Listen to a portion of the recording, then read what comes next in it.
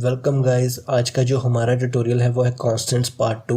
Part 1 हम देख चुके हैं। पार्ट 1 में हमने देखा था integer constant and floating point constant. तो अगर आपने ये ट्यूटोरियल नहीं देखा है तो लिंक जो है वो डिस्क्रिप्शन में है। तो आज हम देखेंगे कैरेक्टर कांस्टेंट और स्ट्रिंग कांस्टेंट। तो चलिए गाइस शुरू करते हैं कैरेक्टर कांस्टेंट से। कैरेक्टर कांस्टेंट क्या होता है? Character constant is a single character which may be alphabet, digit, special symbol enclosed in single inverted coma. Character constant जो होता है वो एक सिंगल कैरेक्टर होता है। वो अल्फ़ाबेट भी हो सकता है, डिजिट भी हो सकता है और स्पेशल सिंबल भी हो सकता है। जैसे कि आप एग्जांपल देख सकते हो, यहाँ पर जो है अल्फ़ाबेट जो है अपर केस लोअर केस दोनों है और डिजिट भी है 0 और स्पेशल सिंबल भी है। तो ये कैरेक्टर कांस्टेंट है जो मोस्टली जो है हम प्रोग्राम में यूज़ करते हैं। Maximum length of character constant can be 1 character. जो इनकी मैक्सिमम लेंथ होती है वो 1 कैरेक्टर होती है। ये मीन्स कि ये 1 बाइट लेता है स्टोर होने के लिए मेमोरी में। Character constant have integer values that are determined by the computer particular character set called ASCII values। character set constant जो होते हैं इनकी कुछ इंटीजर वैल्यूज़ होती हैं जिनको कि ASCII वैल्यूज़ भी बोलते हैं। तो हर कंप्यूटर में ये स्टोर होती हैं, तो उसी ही हिसाब से जो है कैरेक्टर को इंटीजर वैल्यू असाइन होती हैं, जो कि हम आगे आने वाली एग्जांपल में देखेंगे। Most computers follow ASCII character set. Mostly जो कंप्यूटर्स होते हैं वो ASCII कैरेक्टर सेट को फॉलो करते हैं। In which each individual character is numerically encoded with its own unique seven bit combination, जिसमें कि जो हर कैरेक्टर जो होता है हर इंडिविजुअल कैरेक्टर का एक न्यूमेरिक डिजिट होता है। जैसे कि फॉर एग्जांपल आप देख सकते हैं ये कैरेक्टर्स हैं हमारे पास A B C। ये अपर केस में है, ये स्पेशल सिंबल है, ये 1 है और ये इनकी ASCII वैल्यूज़ है जो कि कंप्यूटर में स्टोर होती है। और आप उसी तरह यहाँ पर भी देख सकते हो कि ये लोअर केस A की वैल्यू और अपर केस A की वैल्यू दोनों ही डिफरेंट हैं। ये 065 और ये 097। तो ऐसे जो है हर कंप्यूटर में इन कैरेक्टर्स की जो है ASCII वैल्यूज स्टोर होती हैं। तो मोस्टली जो कंप्यूटर होते हैं वो ASCII कैरेक्टर सेट को ही फॉलो करते हैं। आई होप कि आपको ये चीज़ समझ आ गई होगी। There are few characters that you cannot enter directly into your programs. कुछ कैरेक्टर्स ऐसे होते हैं जिनको आप डायरेक्टली एंटर नहीं कर सकते आपके प्रोग्राम में। जब आप प्रोग्राम बना रहे होते हैं तब आप उनको डायरेक्टली एंटर नहीं कर सकते। अगर आप एंटर कर भी दो तो उनका कोई फ़ायदा नहीं है, क्योंकि उन आउटपुट में वो चीज़ दिखती नहीं है, डिस्प्ले नहीं होती है।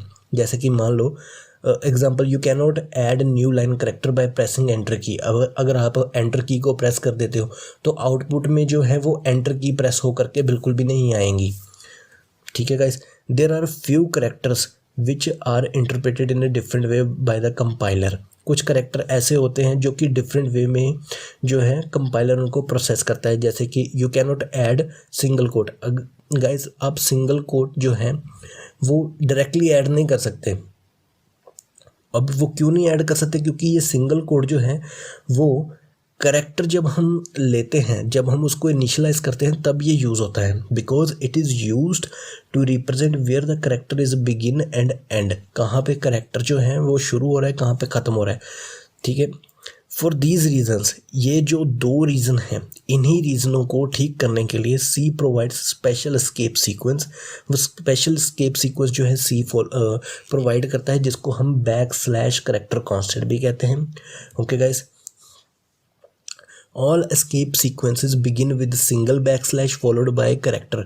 जो सभी के सभी एस्केप सीक्वेंस है वो सिंगल बैकस्लैश से जो है स्टार्ट होते हैं और कैरेक्टर जो है उनको उसके बाद कैरेक्टर आता है। Mostly it is used with printf function. ये जो मोस्टली हम इनको यूज़ करते हैं वो हम आउटपुट शो करने के टाइम पर ही करते हैं। अब गाइस ये हैं हमारे एस्केप सीक्वेंसेस। तो अब इसका जो है मतलब वो है न्यू लाइन कैरेक्टर। ये हमारा न्यू लाइन कैरेक्टर है। इससे होगा क्या कि कर्सर जो है वो न्यू लाइन में शिफ्ट हो जाएगा। और ये है हॉरिजॉन्टल टैब कैरेक्टर। इससे क्या होगा, जब हमें टैब चाहिए होती है, टैब मीन्स जैसे कि 4 स्टेप्स कर्सर आगे शिफ्ट हो जाएगा। Cursor to the next tab stop. R carriage return means shift cursor to the beginning of a current line. जो भी करंट लाइन होगी कर्सर वहाँ की जो शुरुआत पे शिफ्ट हो जाएगा। ए फॉर बीप, सिस्टम में जो है वो बीप का साउंड करेगा। अब ये जो है बैक स्लैश के लिए हम इस करेक्टर को फॉलो कर यूज़ करते हैं, print back slash character. Double quote के लिए ये और सिंगल कोट के लिए ये। अगर आप सिंगल कोट प्रिंट कराना चाहते हो तो आपको सबसे पहले back slash then single quote, ऐसे आप यूज़ करोगे। ओके गाइज, तो ये थे एस्केप सीक्वेंसेस। मोस्टली जो होता है वो न्यू लाइन करेक्टर ही यूज़ होता है। अब गाइज ये प्रोग्राम है, हम इसमें देखेंगे मैंने न्यू लाइन करेक्टर जो है वो यूज़ करा है, BCAN और यहाँ पे \n। ठीक है गाइस, अब इसकी आउटपुट क्या होगी? अब इसकी जो आउटपुट होगी वो ऐसे होगी कुछ, BCA देन नेक्स्ट लाइन में BSC और उसकी नेक्स्ट लाइन में BCAM। वो इसीलिए होगी क्योंकि यहाँ पर मैंने इस करेक्टर को यूज़ करा है, ये \, करेक्टर को। अब देखते हैं guys string constant. String constant contain multiple characters enclosed in double quotation marks. अब गाइस स्ट्रिंग कांस्टेंट जो होते हैं वो मल्टीपल कैरेक्टर्स होते हैं। पीछे हमने पढ़ा था कैरेक्टर कांस्टेंट जिसमें सिर्फ और सिर्फ सिंगल कैरेक्टर था, एक कैरेक्टर, तो उसके लिए सिंगल कोट्स यूज़ कर रहे थे हम। तो अब ये जो है मल्टीपल कैरेक्टर्स हैं, ये काफ़ी येलो YELLOW, ये मल्टीपल कैरेक्टर्स हैं जो कि डबल कोट्स में हम इसको यूज़ करते हैं स्ट्रिंग कांस्टेंट। अब जो ये है, ये इसे एम्प्टी स्ट्रिंग कहते हैं गाइस। इस Compiler automatically placed null value at the end of every string. This character is not visible when string is displayed. Guys, इसको null value बोलते हैं। कंपाइलर क्या करता है, हर स्ट्रिंग के एंड में इसको प्लेस कर देता है और जब हम आउटपुट डिस्प्ले करवाते हैं तब ये बिल्कुल भी हमें दिखता नहीं है। अब जैसे कि गाइस ऊपर येलो स्ट्रिंग है, तो येलो स्ट्रिंग हमने यहाँ पर लिख दिया है, तो अगर आप देखोगे तो ये एंड में जो एग्जाम्पल में नल करेक्टर है। अब इसकी जो टोटल लेंथ है अगर हम देखें तो इसमें कितने करेक्टर हैं, 1 2 3 4 5 और 6 करेक्टर हैं, बट इसकी जो लेंथ होगी वो 7 होगी। जब आप आगे प्रोग्राम्स में देखोगे तो स्ट्रिंग लेंथ का फंक्शन आप यूज़ करोगे तो एक लेंथ बढ़ करके ही हमें मिलेगी। Thus the end of every string can be identified. Mostly ये यूज़ इसलिए किया गया है कंपाइलर की तरफ से ताकि पता चल जाए कि स्ट्रिंग का एंड कहाँ पर हो रहा है। ए, अब गाइस ये है, अब आप देख रहे हो ये ए सिंगल करेक्टर है बट ये डबल कोट्स में है, तो ये क्या है, this is an combination of A and null. ये ए और नल का कम्बिनेशन है।